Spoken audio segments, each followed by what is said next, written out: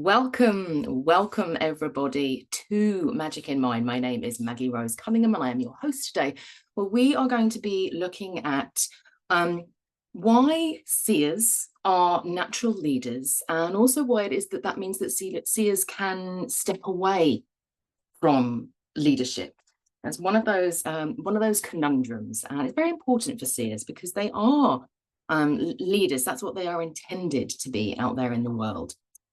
So I wanted to introduce this topic by sharing with you a little story. So this is a story about an elf. So an elf once told me that elves like human children more than they like elf children, which explains why we have changelings, why we have all of these tales of elves going up there and nicking the human children and swapping them with their own children.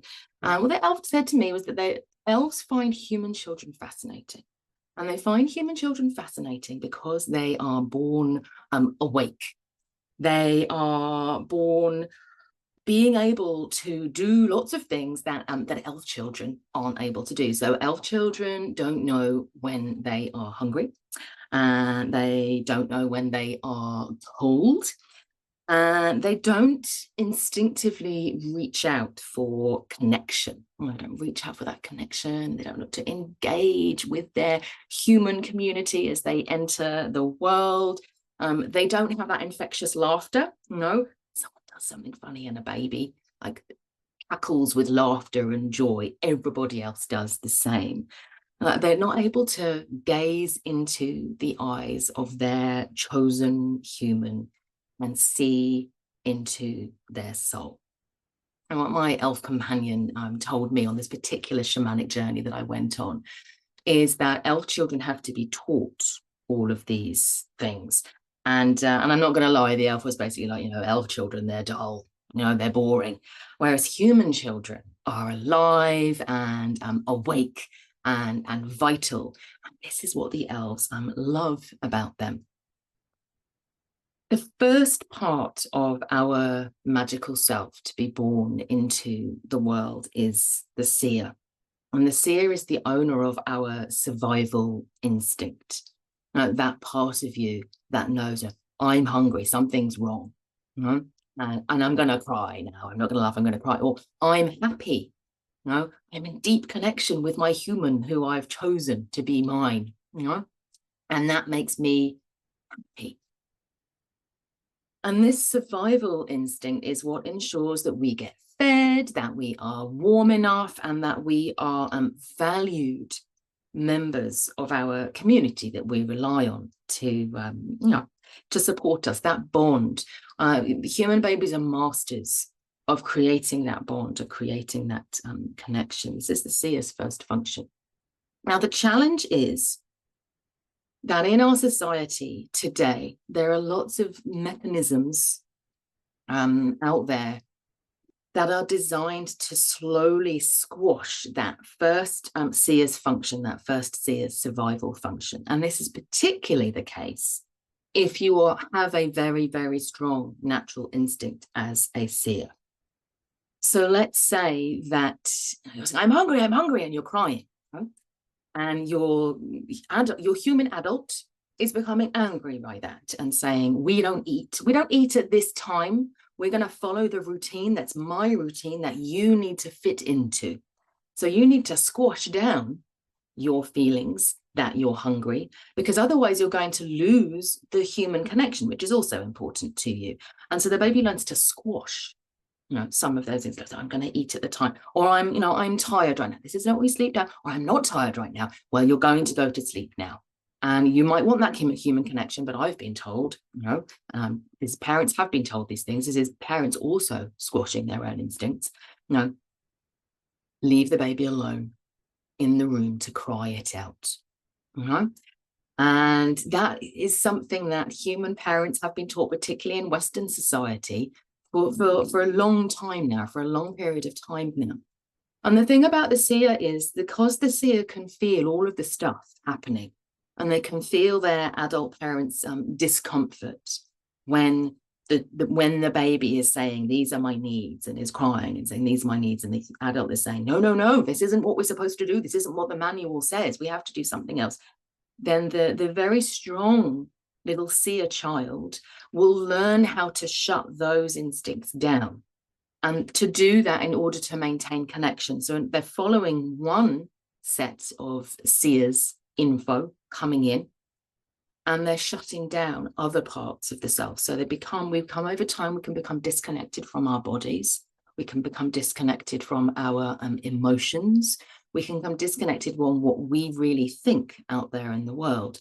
And then we move into education, and we're taught that what other people think is more important than what we think. You know, that we have to learn all of the things that everyone else has said is important, and forget about the things that that we find important. So the school system is designed to foster the little sage self, and in a beautiful, balanced, aligned society where our magical selves are being fostered and nurtured, what would happen is the seer self, who is, I'm going to say, the seer self is a little bit self-centered. That's what we're born to be. Human baby is born into the world and goes, I'm the center of the universe. Wow. There's no distinction between what's happening outside and what's happening inside at this point. And so that can be quite confusing for the little seer baby. Okay, so this is what I need to do, and I need to shut down these. I need to shut down what I'm feeling right now and my emotions, and I need to shut down my needs right now. And that's how I survive in this world. And the center of the self becomes unbalanced. So I want us to have a little bit of a reframe here around what it means to be self-centered. Instead of thinking about that as being selfish, we're thinking that about that as being balanced, so that I am in tune with my own needs and my own emotions, so that I can go out into the world and tune in to what's happening around me. But that doesn't happen, and we don't get what should happen, is that the seer, the little survivor self of the seer, gets nurtured and looked after and taught how to, okay, so you can meet, you're going to speak, well, you're going to cry, and your needs are going to be met. You're going to laugh or seek connection, and somebody else is going to laugh and seek connection right back at you. That's what we want for our little seer survivors, so that they can grow into the next parts of leadership that I'm going to talk to you about in a moment.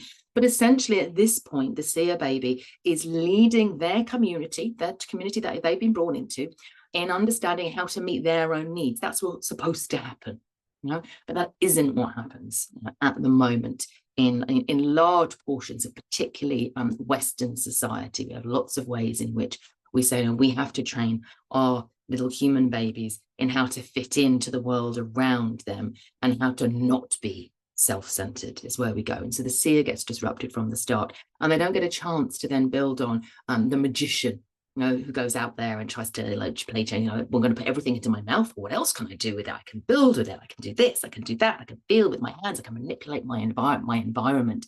I can explore. Or the healer self, who then starts to engage with the people around them and to realize, okay, so there are boundaries. There's me, and I'm okay right now, but you're not okay right now. Is there anything that I can do about that? And the healer starts to find their power. And the sage starts to move in and say, well, what knowledge might I need? What's out there to support me in learning more about myself and more about the world? Rather than it being, let's put down the seer and put the sage in its place. There is a natural progression, and then we move into the mystic, who says, okay, and what else is possible in the world? And what isn't existing yet that could be there out in the world? So that's the way that it should happen, but it's not the way that at the moment our magical self is supported in becoming the powerful human that we're supposed to be. And in the words of the elf who I was talking to on my shamanic journey, human adults become really boring and really dull. He says, you're born awake and you learn how to fall asleep. Our children do it the other way around. They become more interesting, more powerful over time. So we're not interested in the human children once they become grown-ups. They don't do what it is that we want them to do.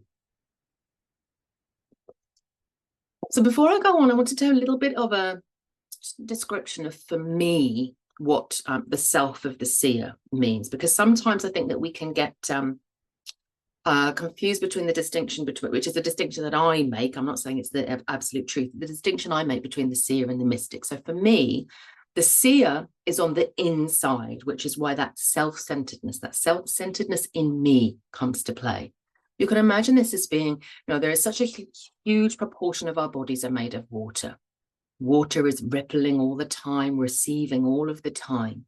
And so the seer receives what is happening in the world around them through the vibrations, through the ripple effect, through emotions coming through from externally to internally, or emotions rising up from the depths of the self.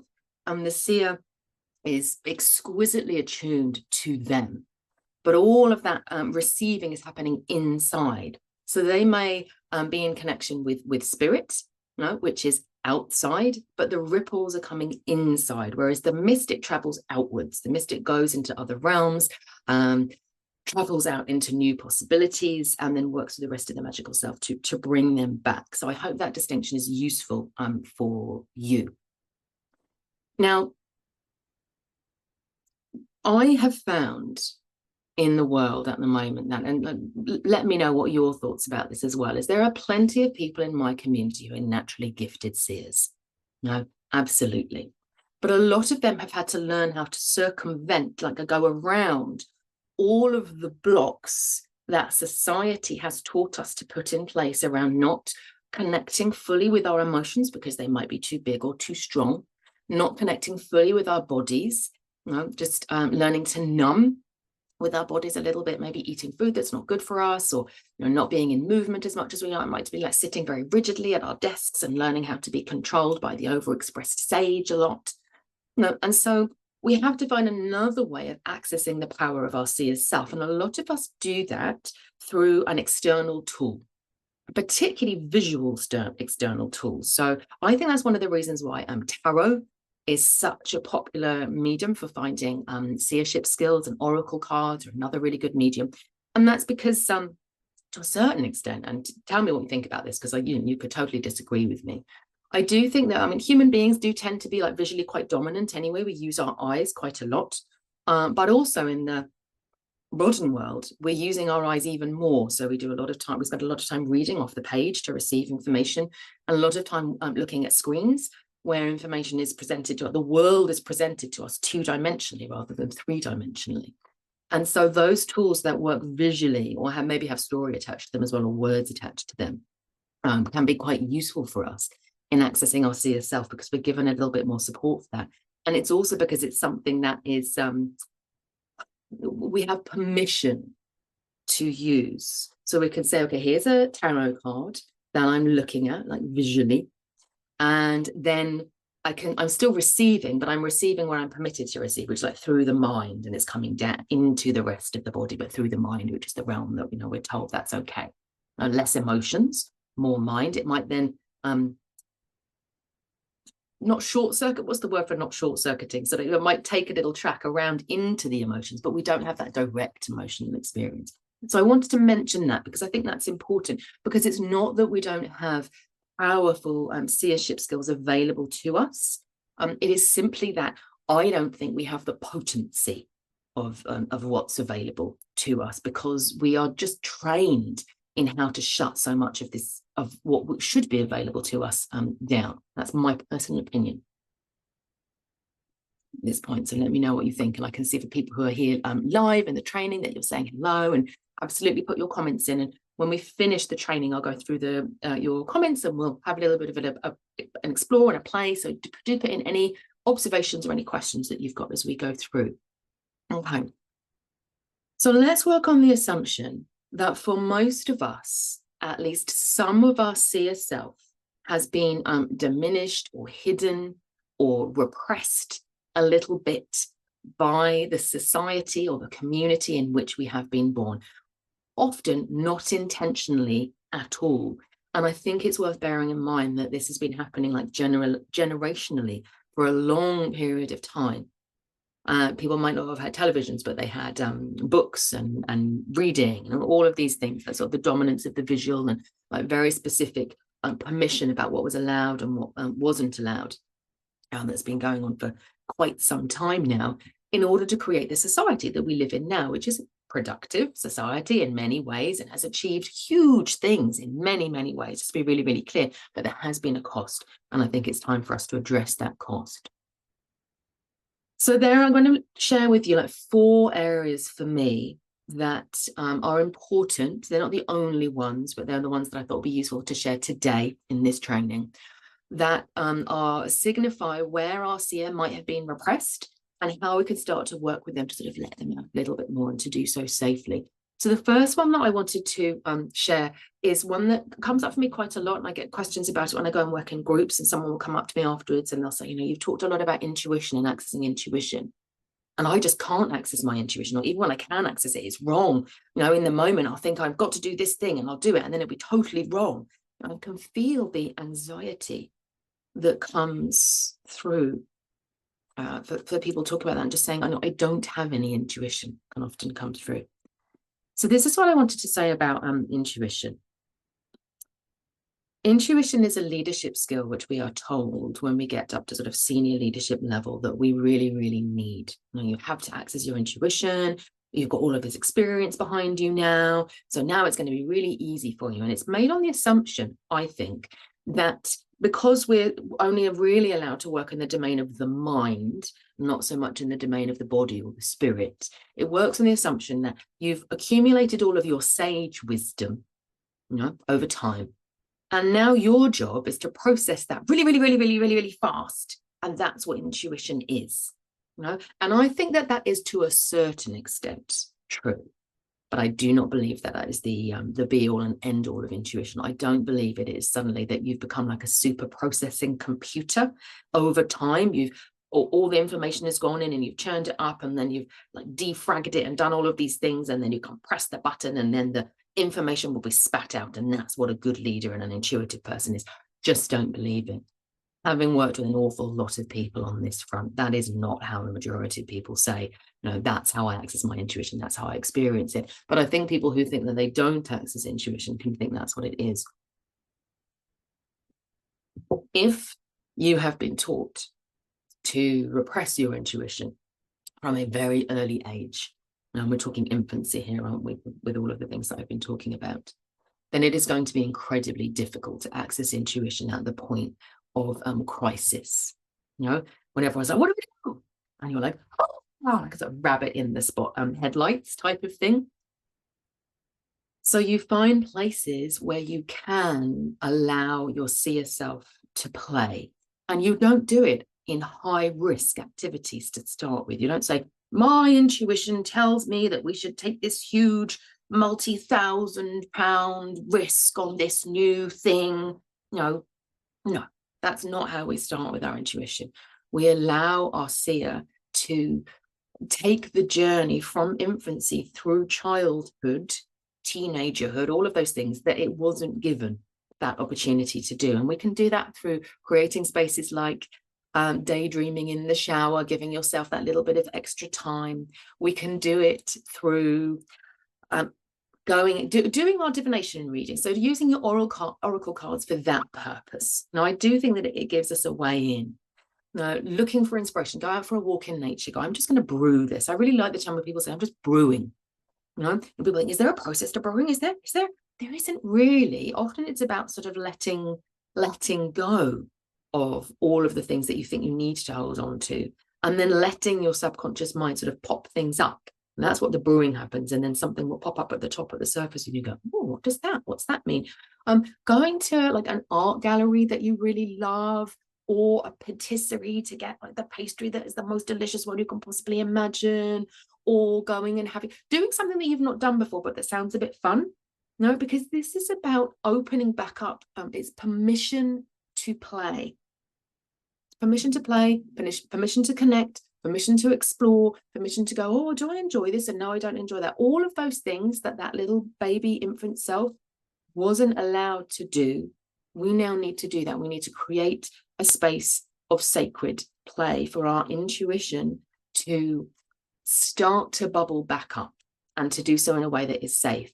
And then you can start to say, okay, so how does my how does what I've received now, how can I bring that in a way that doesn't feel massively risky? So I'm not going to go back in and say, the multi-thousand-pound, la, la, la, la, la, la. No, I think we need to do that. That's what my intuition says.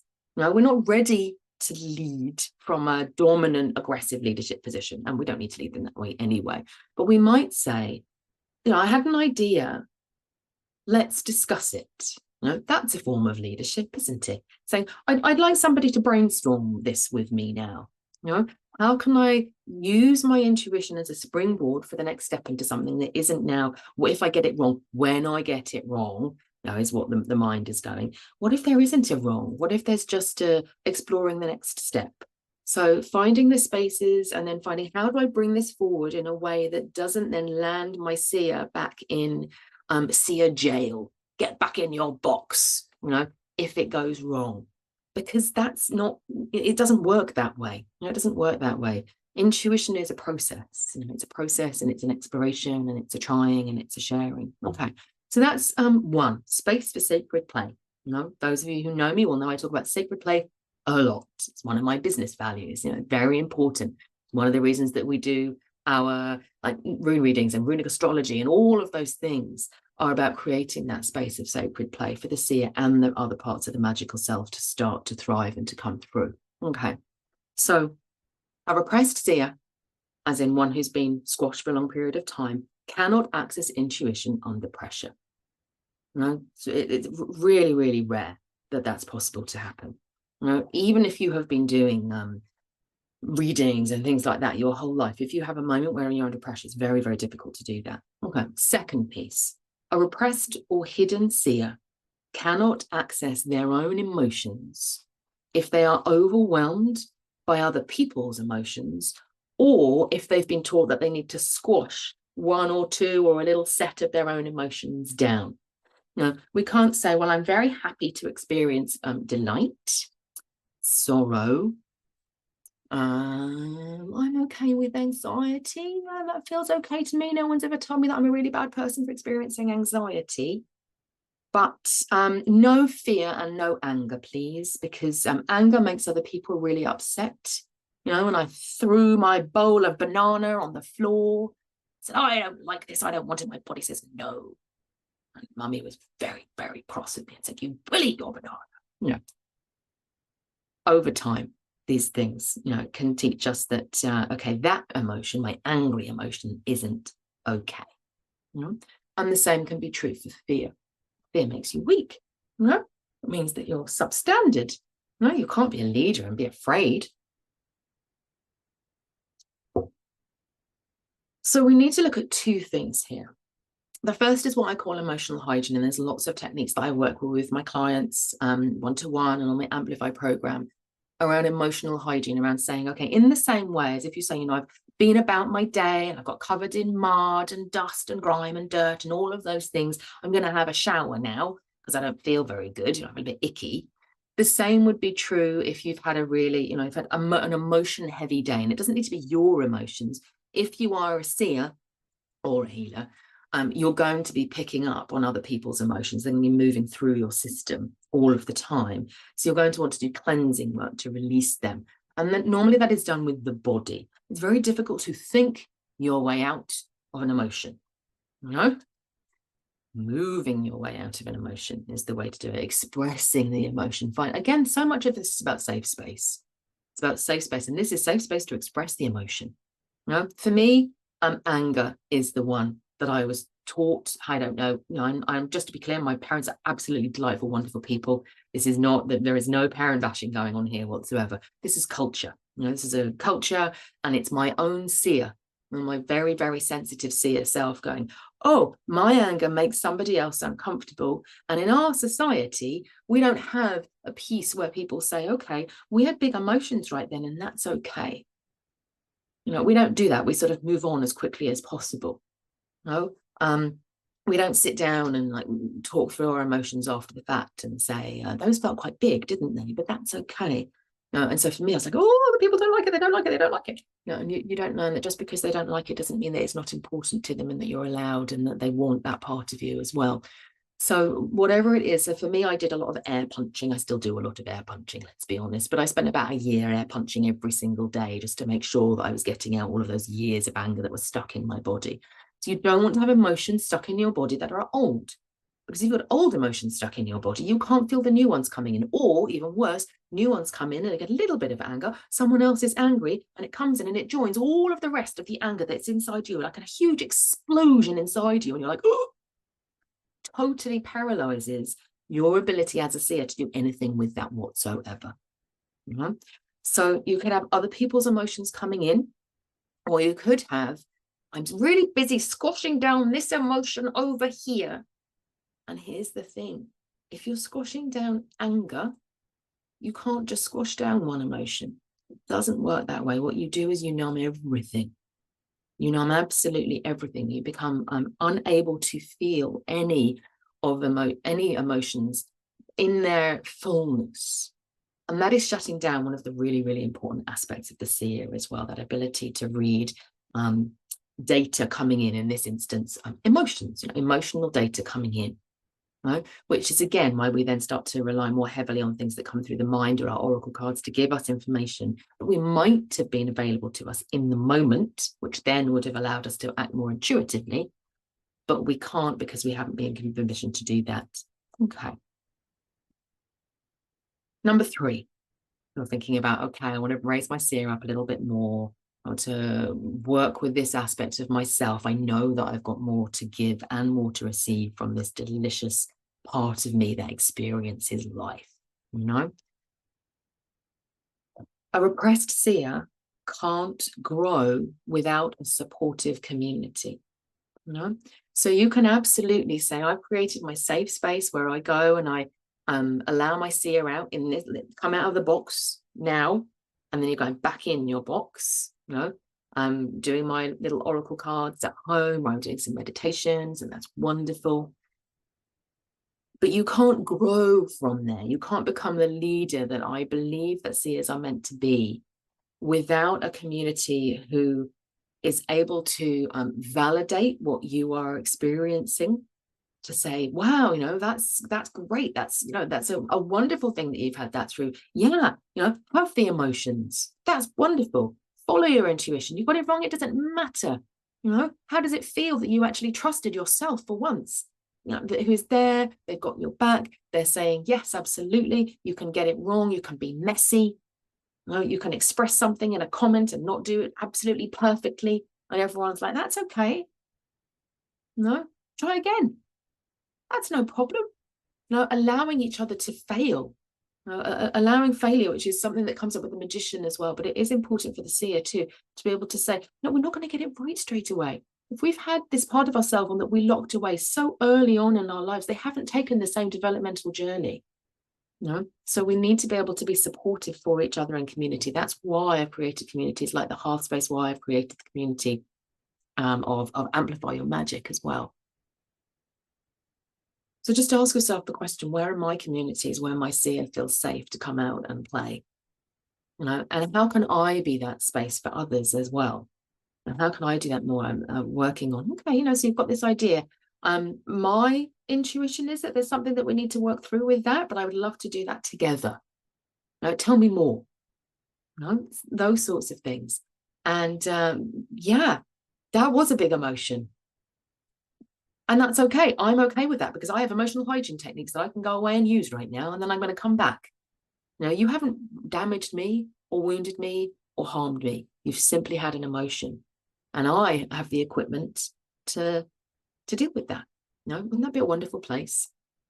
And the final one that I want to share with you today is that a repressed seer cannot trust themselves when they're comparing themselves to other people.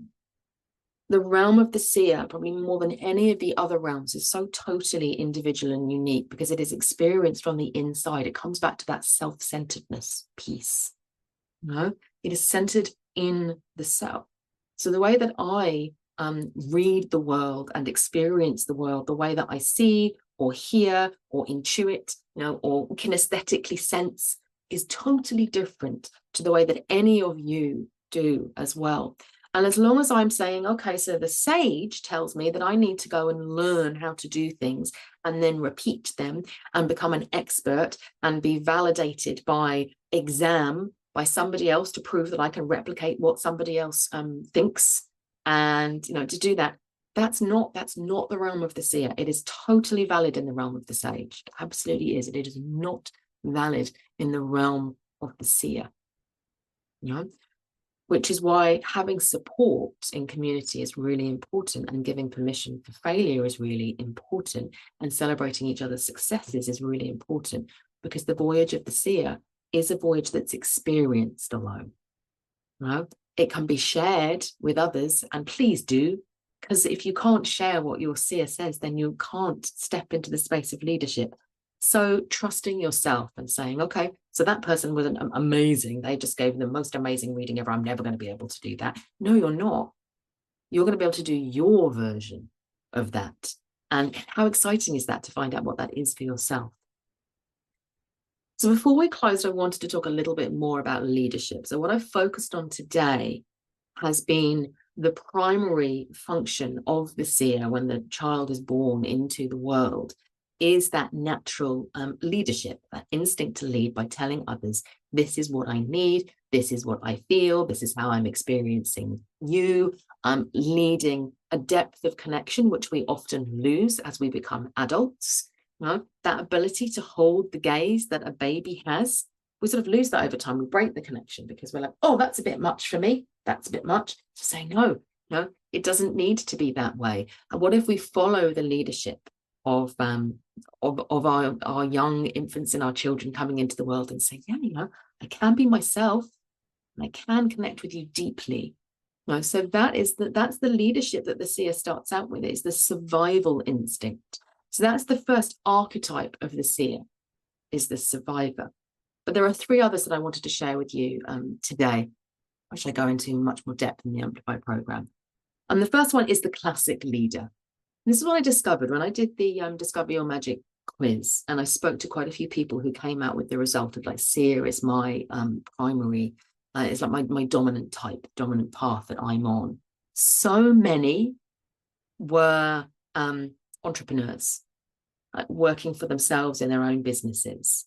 And I sense that's partially because the seer is a bit of a rebel, and our organizational structures are designed for little mini sages, and often, you know, quite dominant, overexpressed sages, not designed for seers. You don't get, you know, very often in current organizational structures, other like leaders, people who are in leadership saying, I'd love to know what you think.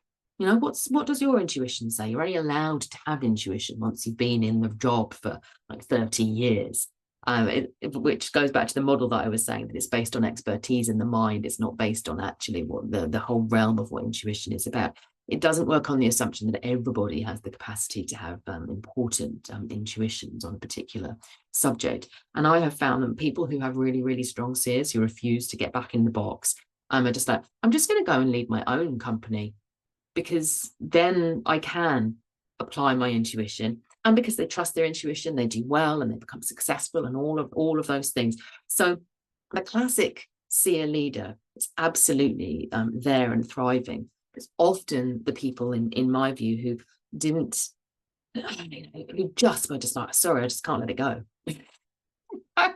And took that self-development journey if they needed to, and got the healing that they needed to in order to step into their power and become a leader on their own terms, because our big organizations don't allow people to become leaders on their own terms in that way. But the second archetype is the guide. And this is probably the one that is the most well known for seers. So you might think about this with like Merlin as the sort of magical counselor, sort of magical counselor type. The Seed Kona or the Volva in like ancient times, the Liordruna, who is said to be, you know, the expert in the people, you know? Or all different types of magical counselor or guide, much more common in older societies. And still, to a certain extent, we can see people seeking spiritual counsel. I've seen that in some universities where they still have like chaplaincy and faith functions, that that chaplaincy team will be called upon and say, the people really well. Can we have a chat about this?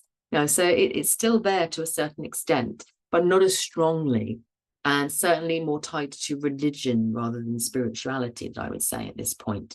But that it's coming more, and I think that we can probably recognize that a lot more. That's probably where we see our seers the most. People will go and they'll consult a reader, or they'll go and work with somebody who they know they sort of trust their instincts and their intuition strongly. And the fourth one that I wanted to introduce you to, which I think is a really important one, and we can forget this, is the follower. Because no one becomes a leader without someone who follows them or sponsors them or supports them. I talked about entrepreneurs, people who run their own businesses. There's another type here, and those would be investors. So investors who say, I've seen this person and I don't exactly know what their business is all about yet, but my instinct tells me that they're onto something really good and I'm going to invest in them for that reason. So they will put energy behind their seership instincts and take a risk. They might see somebody like a political party that they like, or a person they think, well, this person's going to go far, or somebody with a message that they hear out in the world and they go, I'm going to share what this person is saying in my community. That's my form of leadership right now, is to bring others in to follow this person over here who resonates really strongly with me. And don't underestimate the power of that form of seership, because it is absolutely a form of seership. We cannot know everything that there is to know about another person or a project or a business. So much of that is around instinct and intuition and perception, the gifts of the seer. So what have people said in the chat box for those of you here live? And thank you so much to those of you who join me live, which I always love and appreciate. So Candice, said, I love my oracle cards. The images evoke the subconscious mind, which triggers aha moments. Yes, absolutely. And I just want to be clear, I'm not in any way like belittling tarot cards or oracle cards. They're really, really powerful. What I wanted to explore was why it is that they are so popular as forms of like seership tools in the present world, other than the fact that we have access to lots of printing presses and we can do so much with graphics and things like that. So it's a supported mode of seership, I would think, but it's also a way that we as seers can still access that part of ourselves that other routes have been shut down for us. And Alexa's saying, I love that permission to play. Candice is saying failure is one of the best teachers. It absolutely is. It absolutely is. And it's something that comes up a lot in workshops and facilitation sessions that I do in organizations, is how can we create more spaces for failure? Because if we're not able to do that, we cannot expect creativity, we cannot expect vulnerability, we cannot expect honesty if we don't have these things. And we need that for our seers, we need that for our mystics as well. So seers are born leaders right from the outset, and all children will have that survival instinct, but there will be people who have a stronger seership instinct, almost like this part of me, I can't let go of it. And there will be people who definitely have that journeys that they can take to explore that seership more. So there's a spectrum of how far am I using my seership abilities, how far do I know them. And if you would like to explore your seership abilities more, then you can do so one-to-one with me. I do work with people privately to do that. And otherwise, my Amplify Your Magic program is your next step, not just for exploring, expanding and growing your seer, but also all other parts of the magical self. So I hope that today's session has been helpful for you. Thank you. So Alexa's saying, as someone who's seer is most on, I saw myself in this today. Very glad. Thank you very much, Alexis, for that. And I will see you all very, very soon.